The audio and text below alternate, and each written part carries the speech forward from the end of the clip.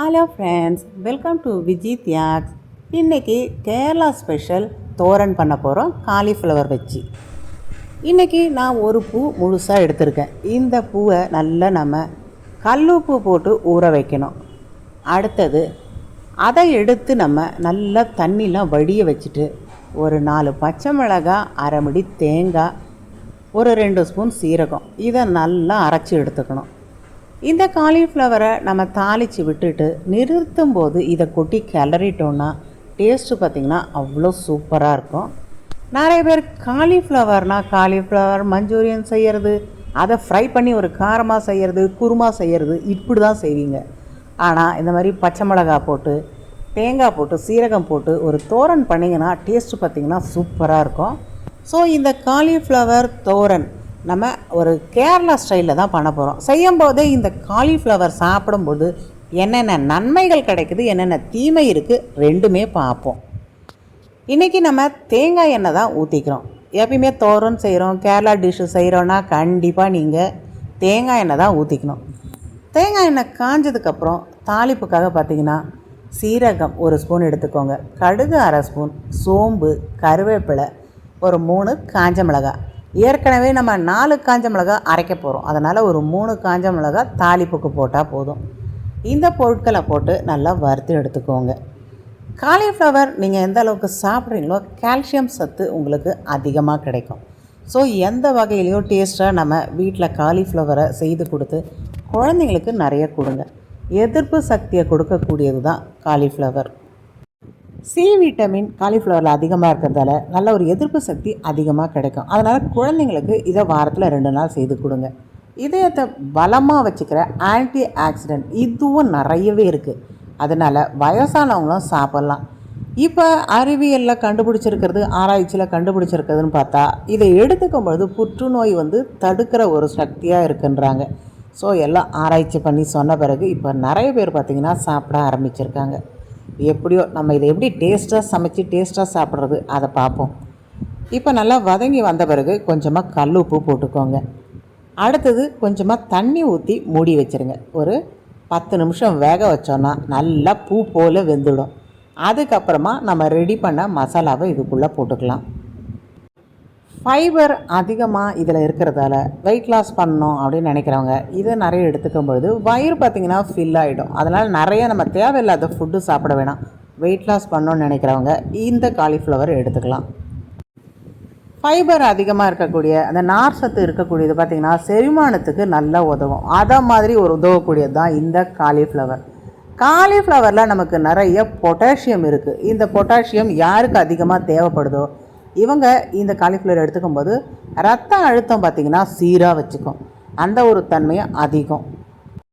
Potassium தேவையில்லை அப்படின்னு நினைக்கிறவங்க, எடுத்துக்கக்கூடாதுன்னு நினைக்கிறவங்க கண்டிப்பாக இந்த காலிஃப்ளவர் எடுத்துக்கக்கூடாது. ஏன்னா அந்த அளவுக்கு பார்த்திங்கன்னா இதில் அதிகப்படியான பொட்டாசியம் நிறைஞ்சிருக்கு. ஸோ எந்த உணவு எடுத்துக்கும் பொழுதும் அதனோட தீமைகள் என்ன, யார் எடுத்துக்கக்கூடாதுன்னு முக்கியமாக நீங்கள் தெரிஞ்சுக்கணும்.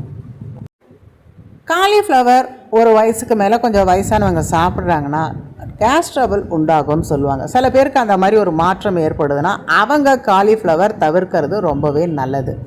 ஸோ ஒவ்வொரு உணவுகள் எடுத்துக்கும் பொழுது அவங்களுக்கான அந்த சைடு எஃபெக்ட் தெரியும். இதை மாதிரி பண்ணுது, அதை மாதிரி பண்ணுதுன்னு. அப்படி தெரியுதுன்றவங்க அதை தவிர்த்துருங்க. இப்போ நம்ம நல்லா காய் வதங்கி வந்த பிறகு அரைச்சி எடுத்துருக்க தேங்காய், பச்சை மிளகாய், சீரகம் இதையும் போட்டுக்கோங்க. ஒரு 1/2 ஸ்பூன் மஞ்சத்தூள் போட்டுக்கோங்க. இதை நல்லா ஒரு கலரி 2 நிமிஷம் வச்சு எடுத்தோன்னா இதை அப்படியே நம்ம சாதமே இல்லாமல் இந்த காய்களை மட்டும் சாப்பிட்டாலும் நமக்கு நல்லா ஹெல்ப்ஃபுல்லாக இருக்கும். கால்சியம் அதிகமாக தேவைப்படுறவங்களும் இதை எடுத்துக்கலாம். முக்கியமாக இந்த காயில் இருக்கக்கூடிய அதிகப்படியான நார் சத்து, potassium, calcium, A vitamin, B vitamin, அடுத்தது எதிர்ப்பு சக்தி கொடுக்கக்கூடிய சி விட்டமின் நம்ம யார் யாருக்கு தேவைப்படுதோ அவங்க இதை பார்த்து தேர்ந்தெடுத்து சாப்பிட்லாம். யாருக்கு அதிகப்படியாக தேவை இல்லையோ, பொட்டாசியம் சில பேருக்கு நிறைய எடுத்துக்கக்கூடாதுன்னா தவிர்க்கணும். ஸோ எந்தெந்த உணவுகளில் என்னென்ன பொருட்கள் அதிகப்படியாக இருக்குதுன்னு தெரிஞ்சுட்டு நீங்கள் எடுத்துக்கிட்டிங்கன்னா நல்ல ஒரு பலனை கொடுக்கக்கூடியது தான் இந்த காலிஃப்ளவர். ஒரு 2 மினிட்ஸ் நல்லா மிக்ஸ் ஆகட்டும். மசாலா பொருட்கள் அரைச்சி போட்ட பிறகு 2 நிமிஷம் கண்டிப்பாக இதை மாதிரி மூடி வைக்கணும். அப்போ தான் நல்லா அந்த தேங்காய் பால் பார்த்திங்கன்னா இந்த காயோட ஊறி இருக்கும். அப்போ தான் பர்ஃபெக்டான ஒரு தோரன் கிடைக்கும். ஸோ நீங்கள் நீர் காய்கள் இல்லாத எல்லா காய்கறிகளையும் இதை மாதிரி தோரன் செய்யலாம். கேரளா டிஷ்ஷான இந்த தோரனுக்கு முக்கியமாக தேங்காயும் தேங்காய் எண்ணெயும் சேர்க்கும்பொழுது டேஸ்ட் இன்னும் சூப்பராகவே இருக்கும். காலிஃப்ளவர் எல்லா காய்கறிகளிலும் ஒரு வித்தியாசமான காய்கறி. எல்லா காய்கறிகள் நல்லா பார்க்குறதுக்கு காய்கள் மாதிரி இருக்கும், ஆனால் இது ஒரு பூ மாதிரி இருக்கும். அதனால தான் இதை காலிஃப்ளவர்னு சொல்கிறோம். இதில் விட்டமின் பார்த்திங்கன்னா நிறைய இருக்குது. ஏ இருக்குது, பி இருக்குது, சி இருக்குது. தாது உப்புக்களும் நிறைய இருக்குது. நார் சத்து கொண்ட காய்கறி அப்படின்னு பார்க்கும்போது இந்த காலிஃப்ளவரை நம்ம சொல்லலாம். இதில் இருக்க ஃபோலிக் அமிலம் பார்த்திங்கன்னா நல்ல உடலுக்கு எதிர்ப்பு சக்தியை அதிகம் பண்ணுது. ஸோ உங்களுக்கு சி விட்டமின் வேணும், ஏ விட்டமின் வேணும் அப்படின்னும்போது நிறைய எடுத்துக்கோங்க. முக்கியமாக பொட்டாசியம் இருக்கிறதால பொட்டாசியம் தேவைப்படுறவங்கள இந்த காலிஃப்ளவர் எடுத்துக்கோங்க. இன்றைக்கி தோரன் நமக்கு சூப்பராக வந்திருக்கு. இதே மாதிரி நீங்கள் காலிஃப்ளவர் தோரன் செய்து பாருங்கள். டேஸ்ட் எப்படி வந்துன்னு மறக்காமல் சொல்லுங்கள். இந்த வீடியோ பிடிச்சிருந்ததுன்னா விஜய் தியாக் சேனலை லைக் பண்ணுங்கள், ஷேர் பண்ணுங்கள், சப்ஸ்கிரைப் பண்ணுங்கள். தூதுவளை கீரை இதை நம்ம கடலைப்பருப்பு, சீரகம், பச்சை மிளகாய், பூண்டு, உப்பு இதோடு போட்டு அரைச்சிட்டு உருண்டையாக பண்ணிவிட்டு நம்ம அதை எடுத்து காரக்குழம்புல போட்டோன்னா இந்த தூதுவளை உருண்டை குழம்பு பார்த்திங்கன்னா செம்ம டேஸ்ட்டாக இருக்கும். இதோட சேர்த்து நம்ம இந்த காலிஃப்ளவர் தோரன் சாப்பிட்டோன்னா ஒரு அட்டகாசமான காம்பினேஷன். வித்தியாசமான கீரையில் வித்தியாசமான ரெசிபி ஆரோக்கியமாக எப்படி சாப்பிட்றது அப்படின்றத பார்க்கணும் போது இதுவரையும் விஜய் தியாக் சேனலை சப்ஸ்கிரைப் பண்ணாதவங்க சப்ஸ்கிரைப் பண்ணிக்கோங்க. தூதுவளை உருண்டை குழம்பு அந்த பதிவில் நம்ம சந்திக்கலாம். பாய்.